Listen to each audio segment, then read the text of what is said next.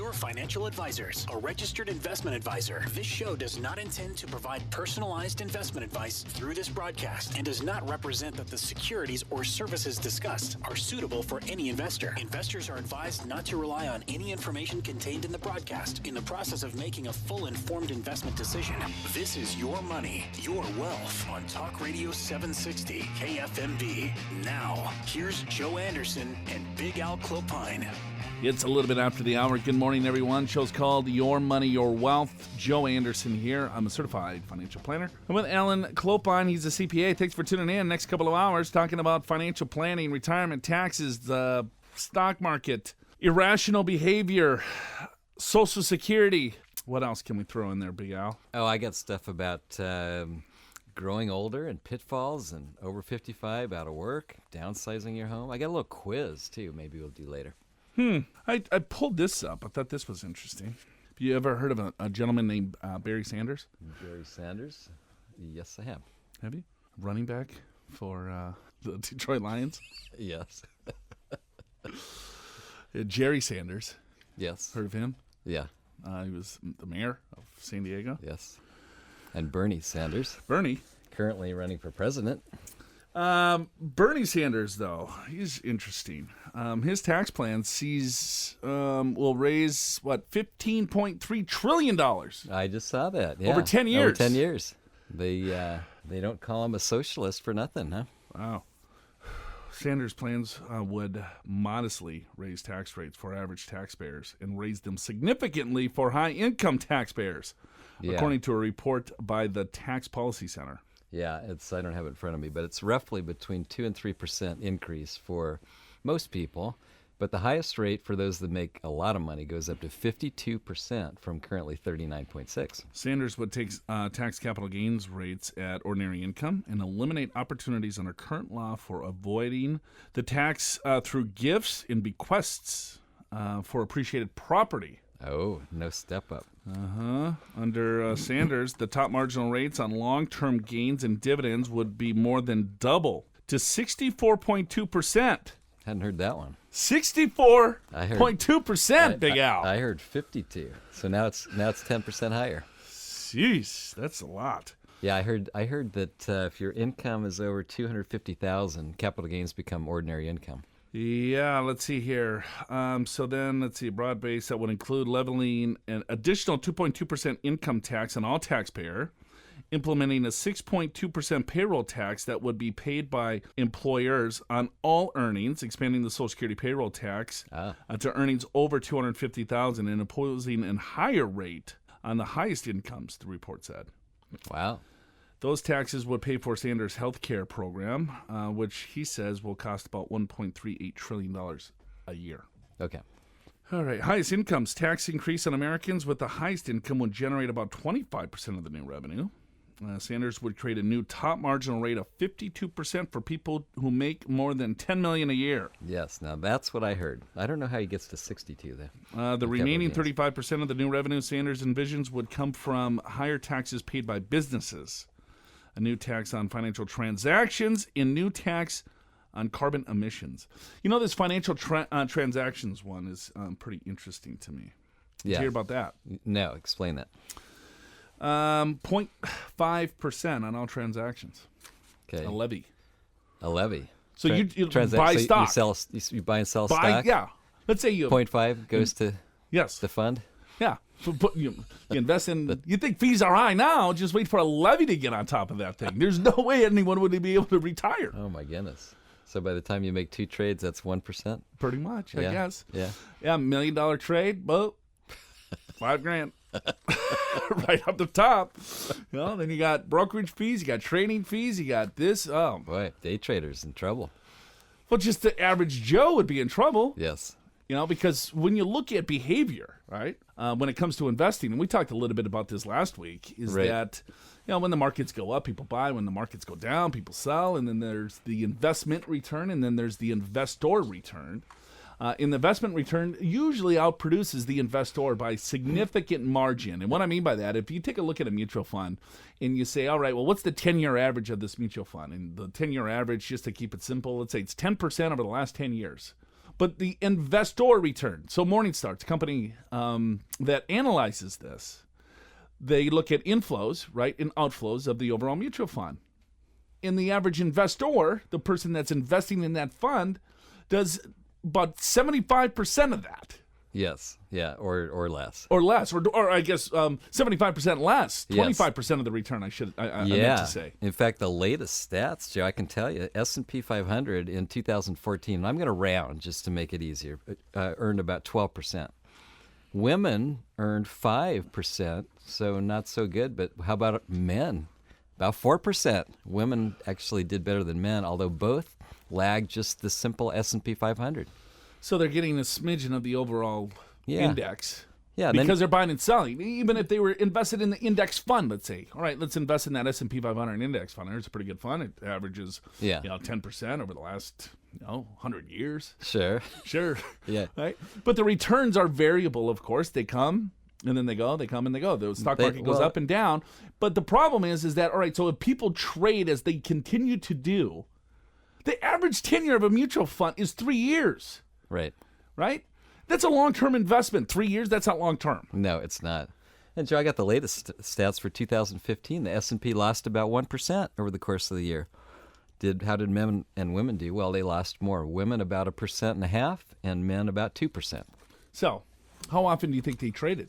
Probably often. I would say often. Right. Because you know why? Because it seems like when we have little downturns in the market, all the negative press comes out and we get scared and we sell. So, well, okay, you understand why we do that, but then the market goes back up and we've missed the gain, and then we get back in because the market's safe again and we're buying high. I mean, it's like, how about if I just want to rebalance my portfolio, right, to put myself in a lot better position? I want to buy low and I want to sell high. Sure. I want to create, wealth for myself. But every trade that you make, just simple trades there. I mean, Wall Street will get hammered, but they'll just take their trades, to a different exchange. Yeah. Well, we have some. It's to say the least. It's a very unusual presidential election this year. Every single candidate has some pretty odd things that they're proposing. So we'll see. Well, yeah. Stay tuned. So anyway, I read that, and there was a little bit of a debate in the overall office on Friday. Yeah. So what I want to get into a little bit later, too, is Social Security. Big things here. A lot of changes. And guess what? The Social Security Administration, the office they don't know the rules. Yeah, they're giving bad advice. Well, they're not giving advice at all, but what they're saying is wrong. Yeah. They're not. It's unbelievable. I've had so many calls coming into the office. Right, we did a Social Security webinar. If you want to check out that webinar, go to our website, purefinancial.com. And I might say so myself because I was not actually on the webinar. It's excellent, Joe. You did a great job. Thank you, Al. Appreciate that. I know you do the same for me. So they watch the webinar. We give the strategies out, and then I get emails. Well, Joe, I went straight down to the Social Security office. I filed and suspend. Just what you said. And they said I can't do that. Well, I wanted to still file a restricted benefit. Nope, they said no, that's no longer. It's gone. It's gone. And it's like unbelievable. And then, so they're coming back to me. Well, are you sure you're right? Yes, yes, I'm right. Well. Yeah, by the way, folks, you can do this. We'll get into the strategy in a bit, but you can do this all the way up until April 29th. So, Michael Benier, an advisor in our office, was on hold with a client for an hour. Yeah, I heard about that. And no, you can't do it. And it's like, okay, can I talk to your supervisor? Well, my supervisor's busy. They'll call you later. So we know the rules. We have the rule book. Right? It's right there. And so just think about the average individual that might hear bits and pieces. Right. Because the Social Security office, and no offense to anyone that works for the Social Security Administration, it might not be their fault. Maybe they're just getting bad training or something's going on. I have no idea. Well, and to be fair, it's very complicated. Extremely complicated. But here's what I've told some people to do is copy the part of the web page from Social Security that says you can do it and take it to them. Yes. I mean, we have the codes and everything else. So for our clients, it's been an interesting journey over the past couple of months. trying to get through, making sure that they can claim the right strategy to get what is deserved to them. Right. I mean, in just a matter of weeks, the government is changing the rules for claiming your Social Security benefits, and these new rules will literally cost some seniors, tens of thousands of dollars? If you're at least 62 years old and you or your spouse have not started taking your benefits, thousands of dollars are at stake, so you must act now. We got to take a break. Show's called Your Money, Your Wealth. This is Your Money, Your Wealth on Talk Radio 760 KFMB. Hey, welcome back to the show. Show's called Your Money, Your Wealth. My name's Joe Anderson. I'm a certified financial planner with Big Al Clopine. He's a CPA. Thanks for tuning in. Go to purefinancial.com. Learn all you want about us. We got 300 some odd plus videos on there. If you want a short snippet on something or a very long TV program, we have it on that website. Al and I also do Your Money, Your Wealth TV show. Yes, we do. So we do a radio show, TV show.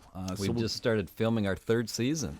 So look for some new episodes. Yeah, it's very exciting here. We're through 3 shows already. I think the first show is going to air in San Diego. I think not this weekend, but next weekend, Sunday morning, 6:30 a.m. Yeah, CBS. Channel 8. For years, some smart and savvy retirees have taken advantage of a handful of little-known strategies to claim their Social Security benefits. Rather than just taking their benefits at face value, they had a plan. They had a plan for how and when to claim their benefits. And as a result, it put tens of thousands of dollars of additional benefits in their pocket, no joke. For some, it's the equivalent of taking, a 5-star week-long vacation every single year for the rest of their lives. But here's the problem. In just a matter of weeks, those little-known claiming strategies are all going to come to a screeching halt. The government is changing the rules on how you're claiming your benefits, and the deadline is just around the corner. For those who are eligible, you have a very short window to take action. But if you don't, you're just leaving what could be a small fortune on the table. When it comes to these new rules, you have to act now. So let me explain what they are. There are 2 benefits that are going away. One is called a restricted application. I'm going to start there. If you are over 62 years of age, you can still do a restricted application. Let me repeat that. If you're over 62 years of age, you had to turn 62, though, by the end of 2015. So if your 62th birthday was in 2015 or over, you qualify for a restricted application. What a restricted application does is allows you to take a spousal benefit, okay? So you can claim it on your current spouse if you're married, or if you are single but have an ex-spouse and have been married to that individual for more than 10 years, you qualify. So if you're over 62 by end of 12/31 of 2015, you're married or were married to someone for over 10 years, you qualify for a restricted application. I don't care what the Social Security Administration tells you, you're in. Now, what the restricted application allows you to do, it allows you to claim the spousal benefit. So let's say I'm married, I'm 62 years of age, and my spouse is claiming their Social Security benefit. I say, all right, maybe you wait until full retirement age, maybe you take it at 62, it doesn't matter. I would encourage you probably to wait till full retirement age to do this. So let's say I'm over 62 by the end of last year. Now I turn full retirement age, 66, a couple of months. I'm married. My spouse is claiming their benefit. And I'm like, you know what? I don't want to take my benefit yet. I want to continue to let my benefit grow till age 70. So I can claim a restricted application. What that means is that now I can claim my spousal benefit. The spousal benefit is half your spouse's. All right? So your spouse's benefit is $3,000 at their full retirement age. Your spousal benefit would be $1,500 a month. So you can claim the $1,500 a month, the spousal benefit, and let your benefit, your own retirement benefit, continue to grow by the 8% delayed retirement credit the Social Security Administration gives you. So you take it at your full retirement age. Instead of taking your own benefit, you will take the spousal benefit. You will let yours continue to grow until, let's say, age 70. Then you turn off the spousal benefit, you turn on your benefit, and then live happily ever after. So that's the restricted application. So if you turn 62 years of age by 12/31 of 2015, you still qualify to take that restricted application. You can take it on an ex-spouse as long as you are married to that ex-spouse for 10 years, or if you are currently married. So that's one that is going away. So if you're not 62, then that benefit is no longer available to you. So just to be clear, you can if you're younger than 62, by the time you get to full retirement age, you can still take a spousal benefit. You just can't do a restrictive application and let your benefit continue to grow. No. What happens then if I'm under 62 years of age? It's called deemed. It's a deemed benefit. All that means is this, is that they will give you the higher of the two. Right. So let's say I'm like, all right, well, because the restricted application, what actually that means, Al, is that you can, instead of taking yours and letting yours grow, you're just taking the spousal. Right. Okay?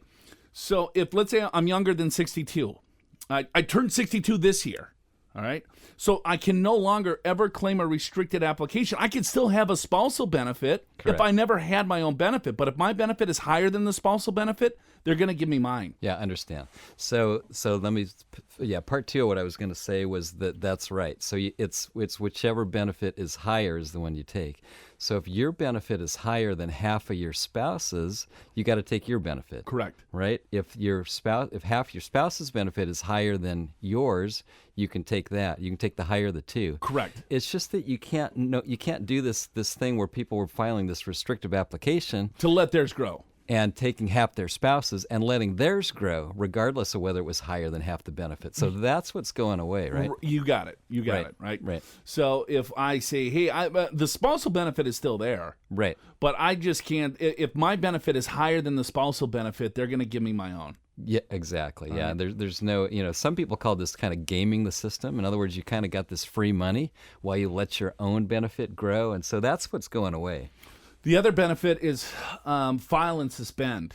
And with file and suspend, you still have a deadline. You have to be full retirement age or older by April 28th. April 28th is the deadline for you to file for your benefit and suspend them. Why would you want to do that? Because for your spouse to claim the restricted application, you either need to be claiming your own benefit or filed for your benefit and then suspend them. So if you want to continue to let yours grow, right, and say, I don't want to take mine, but I want my spouse to take the spousal benefit, well, you're going to have to, right, that's where file and suspend came into play. You filed for your benefits, then you suspend them. The spouse was able then to claim that restricted application. But now, for the spouse to claim the spousal, you would have to claim if you are under full retirement age by April 28th. So if you are over the full retirement age or full retirement age by April 28th, so what's that, a month and a half, you still can go to the Social Security Administration and file for your benefit and suspend them, because for years, smart and savvy retirees have taken advantage of these benefits. These benefits added tens of thousands of dollars. It's in their pocket. But like I said, just in a matter of weeks, the government is pulling the plug, all right? So the good news is you still have time if you're grandfathered in, but you have to act right now, okay? You risk leaving a small fortune behind. Got to take another break. Show's called Your Money, Your Wealth. Now back to Your Money, Your Wealth on Talk Radio 760 KFMB. Welcome back to the program. Show's called Your Money, Your Wealth. My name's Joe Anderson. I'm a certified financial planner with Big Al Clopine. He's a CPA. Thanks for tuning in today. Go to our website at purefinancial.com if you'd like. Now, talking Social Security, deadline's right around the corner. Yes. The government kind of pulled the rug from us, changed the laws, and so for some of you, you have to act quickly. So I just went through that. If you missed it, you can listen to a podcast or go to purefinancial.com and go to our webinar. Right. But we're talking about the restricted application. So you need to be 62 years of age or older, still qualify for a restricted application. And then 62 if you turn 62 by 12/31 of 2015. Now, if you're full retirement age and you haven't claimed your benefits yet, or if you are full retirement age, or going to be full retirement age before April 28th is the deadline, I encourage you then to file for your benefits and suspend, because that's the last time you'll be able to do that. File and suspend is going away, and you got until April 28th to do this. Now, here's a few things. Is that still, Al, I mean, you've seen the studies, is that most people still take their Social Security benefit as soon as they can take it. Yeah, the majority. I think the last study we saw, Joe, I think the people that take it at 70, which is the last year that you can take it and still have increased benefits, it's about 2%. It's not very high. And the truth is, waiting is actually going to be the best answer for many, because every single year you wait, as you say, Joe, particularly after full retirement age, which currently is 66, you get an 8% credit. In other words, your benefit is 8% higher the following year by not taking it, and then 8% after that. So, but by waiting between 66, and 70, you're going to have an additional 32%, or a third again as much. So, in other words, if you were going to get about $30,000 a year, it's more like $40,000 a year. Right. And that's a lot. That's a lot, because that goes for the rest of your life, and it's indexed for inflation. And by the way, it's kind of tax efficient, right? Because worst case, it's 85% of it's taxable. In some cases, none of it's taxable. And in California, it's all tax free. So having that higher income being tax efficient, that's pretty good. Right. So this is where the planning comes into play for a lot of you. And I get it. It's like there's some, hey, I think it's going to go bust. It's not going to be around. It's not going to be there. So I'm going to, if you need the money, and I know a lot of individuals need the money as soon as they can get it, then take it. But I'm telling you, if you're retiring at 62 today, because that's the earliest you can claim Social Security, I think you might have to take a look at your overall plan. Because we ask this question all the time. Why are you retiring at this age? Well, that's when I can get my retirement. That's when I'm supposed to retire. No. I mean, you have to make sure, do you have enough assets to maintain your same lifestyle? Right? Do you have an investment strategy to make sure that you're preserving your capital as well as creating the income that you need? Do you have a tax plan to make sure that you're mitigating every ounce of tax possible from that? So you can't look at this so short-sighted, because, I mean, when you're 62, what's another couple of years? Right? If you can work another 2 years, 3 years, I mean, that's a huge, huge difference. So first of all, if you're planning on retiring at 62 without any other strategy or any other plan to make sure that, you can retire at 62, I would encourage you to do a little mathematics, okay? Secondly, is that the longer you wait, like Al just said, the better off you're going to be from an income standpoint.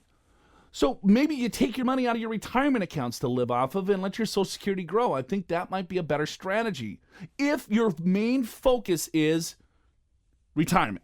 Now, if you say, hey, I want to leave a lasting legacy and I want to give a bunch of money to the kids and things like that, well, no, you might have to tweak the numbers, because what happens there is that, all right, well, if you die prematurely and you take some assets from your overall retirement plan and you don't make it to age 70, well, then the kids are going to get less, because there's no lump sum at the end with your Social Security if you die prematurely. True. If you die prematurely, it's done. Too bad. I guess if you knew when you were going to die. Perfect. This would be easier, wouldn't it? Easy, man. Easy math.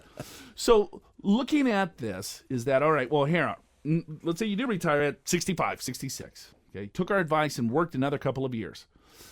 Then you're like, okay, well, now I'm full retirement age, 66. So let's claim the benefit. And I get why you want to do this. I do. I've been doing this close to 20 years. And I understand the emotional impact when people retire is that they want to feel at least some level of consistent income coming in the door. Because you're giving up your paycheck that, all right, was deposited right in your checking account every 2 weeks or every month or whatever it is. And there was that, right, familiarity with money going in. Even though the Social Security check is probably going to be significantly less than what you're currently making for a lot of you, you still take it just so you have at least the necessities taken care of. I got a couple $1,000s a month guaranteed coming in, and then I can, draw from my other accounts. All right. But if you look at it this way and say, you know what, hey, push that thing out to get 133% increase on your overall benefit. That's a lot, right? Like Al said, if it's $30,000, it turns to $40,000. You have to look at inflation. You have to take a look at taxes.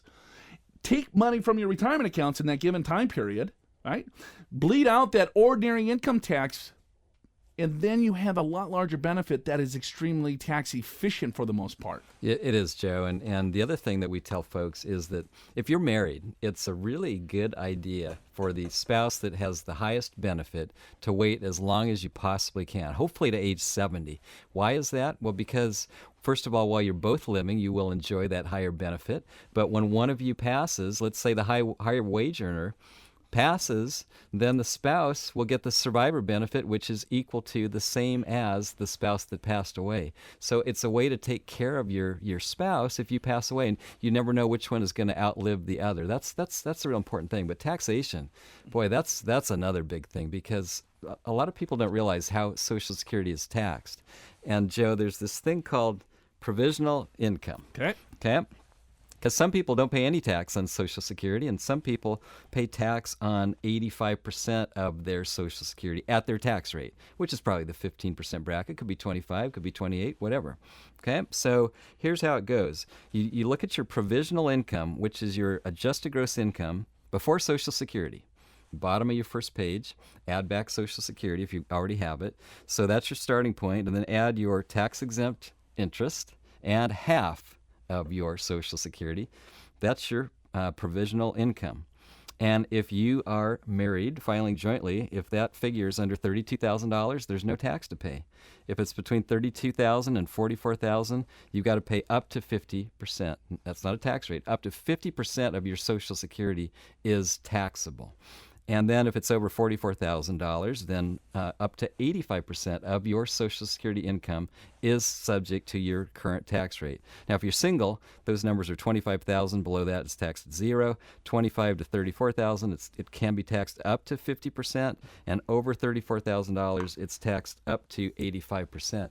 Where this gets tricky, Joe, is it's not just this all of a sudden thing where it flips from 50 to 85%. It gradually increases. And what happens is, as you go over these levels, an extra dollar of income, which you have to pay tax on, causes more of your Social Security income to be taxable. And you think you're maybe in a 15% bracket. Because you're paying tax on two different things at the same time, it feels more like a 27, 28% tax. And there is so much planning that you can do to make sure that you're not paying these higher tax rates. And for those of you that are way past the 15% bracket, it's still important to do this kind of planning, because if you don't, you end up paying as much or more taxes through your retirement than even your working years, because you required minimum distributions and all that sort of thing.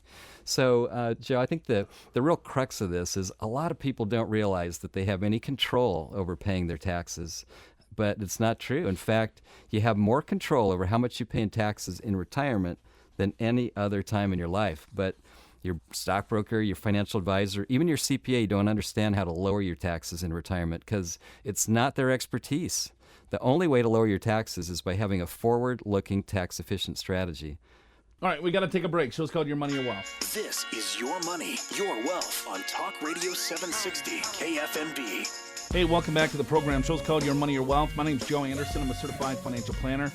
I'm with Alan Clopine. He's a CPA. Thanks for tuning in today. What we're talking about right now is Social Security. And then on the last segment, we're talking about taxation on Social Security. And I think it's important to kind of recap some of the things here, because if you do the appropriate planning, if you understand how this works, you could save significant dollars on your taxes. And where do you think tax rates are going to go? Do you think they're going to go down, or do you think they're going to go up? If you think they're going to go up, then planning is even that much more important. Because when you look at what people focus their energy on when it comes to their retirement, I would say most of it is geared for what their investments are in, right?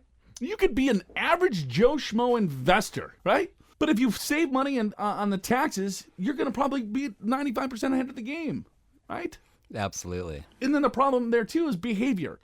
So if you just focus on, if you're confident in your strategy and you save tax and you don't get in and out of the overall markets and lose a lot of money on the table because of you trying to time the market, you will be significantly better off, because the average rate of return of the S&P or the U.S. markets over the last 20 years is what? Close to 9%. The average rate of return for an average investor is about 3%. That's a 6% differential. So if you just stayed in the market over 20 years, you would have got a 9% compound annual return. But most of us got a 3% or 3.5%. So just think about additional 6% on your money over 20 years. Huge. Now, what about taxes? Taxes will add another 1 to 2% potentially of added return, because you're giving that much less to Uncle Sam. And then when you're looking at Social Security, you want to throw another wrench in here. How confusing is all of this? And if you look at the numbers, Al, is that I got this statistic for you. I think you'll like this. Good.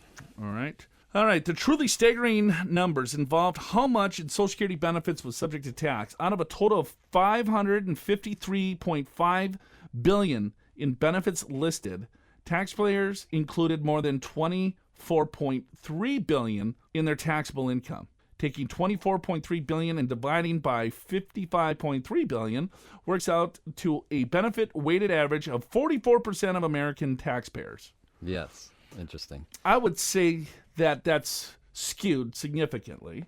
If they take a weighted average, 44% of Americans pay taxes on their Social Security. I would say it's a heck of a lot less than that, right? Because there's a lot of people that they're just solely living off of their Social Security in retirement. Correct, Joe. So let's put this into perspective, right? So a lot of people, probably half of the people out there are living only on their Social Security. I mean, it's a pretty big number. It's probably even more than that, right. but it's a big number. So that tells be compliant. It's a huge number. It's a big number. Yeah, we don't know exactly because we don't have it in front of us for the second. However, the thing is, so they don't pay any taxes on their Social Security because I just went through that last segment. They don't have enough income to have it be taxable. So if you take all those people out, I bet you it's about 80%. 80% of Social Security is taxed. We just went over. It can be as high as 85%. And I'll tell you, most of you guys, I'm going to tell you, it's going to be 85% of it is going to be taxable. So let's go through that again. Because to calculate whether some of your Social Security will be treated as taxable income, you first have to take all other sources of income. You got to look at your wages, investment income, taxable, private pensions, and then add in half of your Social Security income. If the result is greater than the first threshold, and then that threshold is $25,000. All right, so that's if you're single, then 34 if you are married. Is that right, Al? I think it's 32. Well, I got 2016. You got 2016? I think so. All right. Well, no, 32. I'm sorry. 32 and 44. Yes, all that's right. what I got. Yeah, so we're together. Oh, Big Al. 32. My bad. Looking at 44 and I said 34. All right. So then 50% of your benefit is subject to tax. Once you're over that first threshold, then the additional dollar after that is taxed at additional 35% to make it 85%. Right. And so I would say most of our listeners, most of you out there are probably going to live off of more than $30,000, $40,000 a year. Right? If you include half of your Social Security benefits, right? If you're married and both you and your spouse have worked and maybe you've maxed out your benefits, so that could be $60,000 of combined Social Security income there. Half of that's $30,000. It's pretty difficult to live in Southern California and make less than that. Those thresholds were originally established in 1984. They were designed to include only a small number of higher income taxpayers. But guess what? Those thresholds have not been indexed for inflation. And so over more than 30 years, the number of Americans affected by the provision has risen dramatically. In 2013, most recent year for IRS data is available, more than 27 million taxpayer included Social Security benefits in their tax on their tax returns. So that's a lot. And that's probably our listeners. Yes, I would say so. I would imagine a lot of our listeners have assets. They're trying to create a retirement income. And some of our listeners, they just think, well, Social Security, you know what, it's gravy. Don't think that either, because if you look at the number of if you calculate how much money that is due to you, I mean, it could be over $1 million. Yeah, I mean, it's not chump change. You can look at it this way: if your annual benefit is going to be $40,000, let's just say, that's equivalent to you having $1 million to maybe $1.3 million to create that income stream. That's significant. Right. I mean, last time I knew, $1 million was a lot. It's a lot of money. It's a ton of money. And if you could get that $1 million back to you in the form of an income stream that's tax efficient, because when you look at provisional income, Al, and what provisional income is, again, is that just take a look at all of your income sources and then add half of your Social Security. So pensions, 401k distributions, municipal bond interest, pension, whatever, right? Add all that stuff up, and then half of your Social Security benefits. That's going to be your provisional income. What is not included in provisional income is, guess what? Yeah, that's going to be your Roth IRA distributions. Boom, right? Yeah. So if I have a Roth IRA, those dollars that come out of a Roth IRA is not included in that provisional income.